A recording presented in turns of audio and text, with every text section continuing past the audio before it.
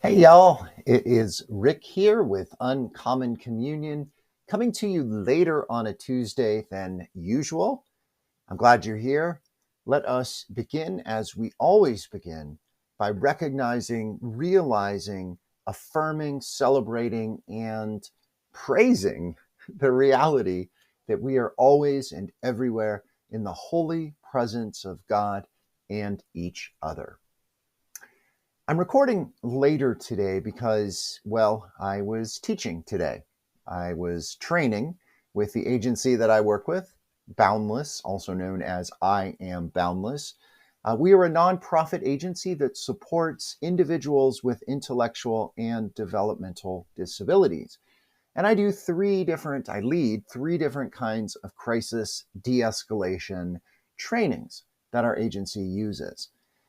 That's what was keeping me busy today. That's what's going to keep me busy the next 3 days as I'm kind of on a on and off week schedule where I'm busier in some weeks than others. And this is my on week. So instead of seeing mid morning or early afternoon reflections from me, you're probably going to see them later in the day as I get back to my home office and kind of wind down and just prepare for eventide, as they say. I wasn't sure if I was going to record today for a couple of reasons. One is I thought right now I would be at a church gathering. You've heard me talk and write about Whole Heart Tuesdays. We had one planned this evening that was going to be pretty cool. Unfortunately, the weather did not cooperate, and early in the day, the organizers decided that it would be better to postpone the activity until next week. So I had what they sometimes say is found or given back time because I thought I was going to be at this gathering this evening. So I wasn't going to be able to record. The other reason I wasn't sure if I was going to be able to record is I wasn't really sure what I was going to talk about. Now, I don't have a commitment to myself or to you that I'm going to record one of these every single day. I did at one point back in 2018, decided on January 1st that I was going to record a podcast every single day of 2018. I called it the Presence Podcast. It was just audio, no video at that time. And I did it. Every single day of 2018, I recorded a podcast. And that was pretty amazing for me. I think it was good for listeners, I hope. And it really gave me the opportunity to do something creative and something spiritual. It was really quite a bit like what I'm doing here, except again with a daily commitment. I don't have that same commitment. I do want to record messages, but I want them to be valuable and meaningful and essential, really. So I was going through today, getting closer to the end of the day, wondering, well, what am I going to, do I want to record? What am I going to record on? Well, I was sitting on my back patio porch, which is one of my favorite places to be.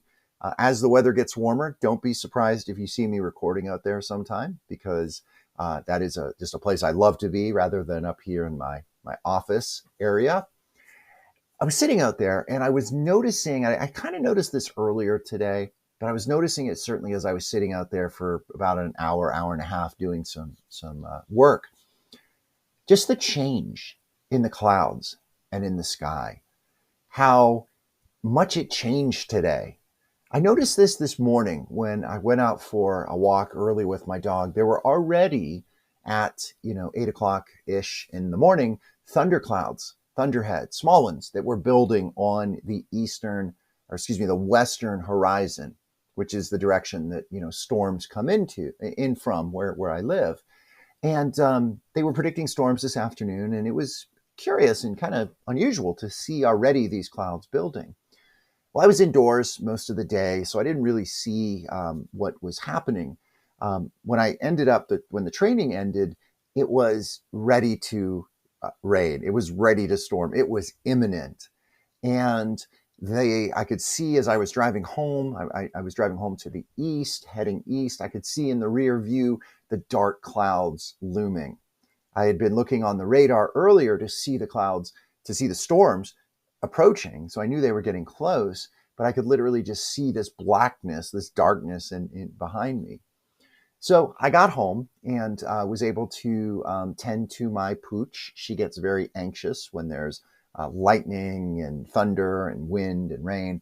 So I was able to get home to her, and the rain started, and the thunder and lightning began. And it wasn't as bad or as long as it could have been. My dog didn't like it. I didn't love it, but it passed. Right? It passed.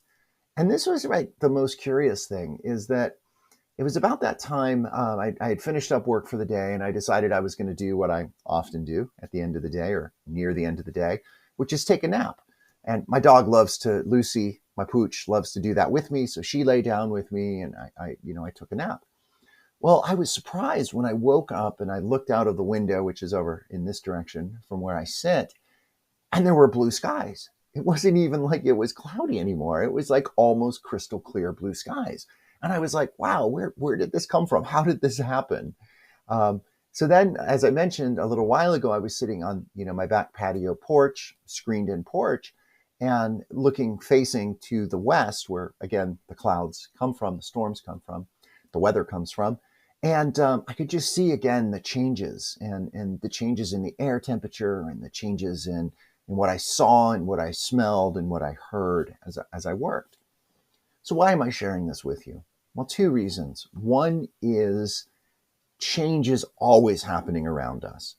There's that famous saying, the only thing constant is change, right? We are always getting older by the minute, by the hour, by the day, the year, etc. Each and every one of us, the earth, every living creature, everything on the earth, right, is always getting older. Also, things are always dynamic. There's always this change happening. The change of the day, right? As the sun moves across the sky, the change of the phase of the moon, the change of the leaves on the trees, all of this is happening. And it usually happens in a cycle. Have you noticed that? The sun rises, it sets, and then it rises again. The moon goes through a 28-day-ish cycle, and so forth. All of this is happening. The second thing, and this is the other reason I wanted to share this, is how often are we paying attention to it, right? I mean, so often, I think I know me and maybe you, go through my day just so distracted, right? And sometimes it's for, I would say good reason. Maybe I'm preoccupied with something. Maybe there's something on my mind. It's really bothering me. Maybe I'm worried about something. A kid is sick, or something is happening, right? So I could really be kind of focused on that. That could be very inward, right? Or perhaps it is less, let's say, valuable. I am focused on my phone or a screen or something that is really external, right? But either way, I'm distracted. And when I am distracted, I am not paying attention to what is around me. And what is around me is change. And also, what is around me is God's presence, right? God is there in everything, in all of that, in the change, in the shifting, in the moving, in the aging, in the changing, all of that. God is present. And when I can pay attention, when I can calm those distractions, either internally or externally, when I get my nose out of a screen, right, away from, whatever is distracting me, and just look around, just smell, taste, feel, listen, see, be present, the world opens up to me. And then when I do that, as I begin to look deeply at whatever I'm experiencing, like those clouds, like the storm approaching, whatever it might be, as I look deeply into it, I see two things. One is I see the connections among everything, and I also see the more, right? Which is and as I would write it, the capital MORE, and the more is another name, I think another experience, another way of knowing God, right? Who is the more. So by paying attention, removing distractions, paying attention, looking deeply or feeling deeply or tasting deeply or touch, whatever it might be, but with depth, I can then begin to see the more. in the connections of everything. So I guess I had a little more to say than I thought I did. I didn't really, again, go into this knowing I had kind of an idea. And hopefully this was valuable and hopefully this was useful. The other thing I could have talked about was, we're getting a lot of to do about T-Rumps, 100 days and poll numbers and all of that, right? And again, that's important to pay attention to be mindful of. And yet what is more important, what we need as all of that is going on in, as we're calling it, not politics, but current events, right? What we need in all of that is to nourish ourselves. And we nourish ourselves through embracing, recognizing, experiencing the holy presence of God. I want to wrap with a little prayer that I found in this book, the Life Prayers book, and it comes in, this is all about the cycle of life, the different parts of life, and this comes in the section on aging. And this is the last one in that section. It's by someone called Algernon Charles Swinburne, which is a great name. He says this, and let us conclude with this. He says, "From too much love of living, from hope and fear set free, we thank with brief thanksgiving, whatever gods may be, that no life lives forever, that dead men rise up never, that even the weariest river winds somehow, somewhere, safe to sea." Again, y'all, thank you for joining me. Blessing and good. Be well.